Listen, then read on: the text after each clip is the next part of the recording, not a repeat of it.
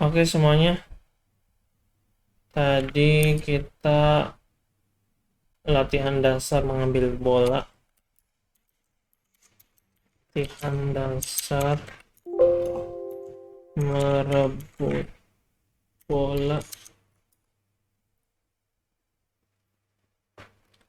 Terus sekarang kita, ini kan udah semua ya.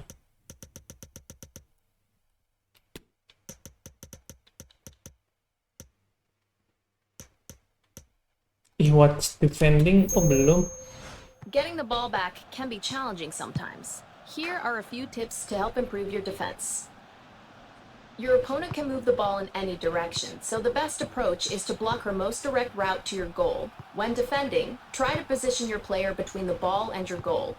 The defending trainer shows a marker on the pitch to help you guide your player into position. Move your player to the marker to try and block the attacker. If your player Berarti is too harus far pakai away, itu you ya. can switch to another player closer to the marker.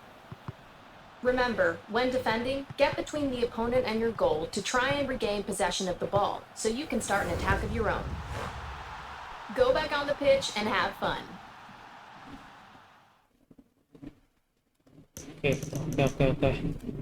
Berarti harus melihat tanda itu, tapi berarti harus dinyalain tanda itunya, nanti kita bisa melakukan X atau apapun di area situ.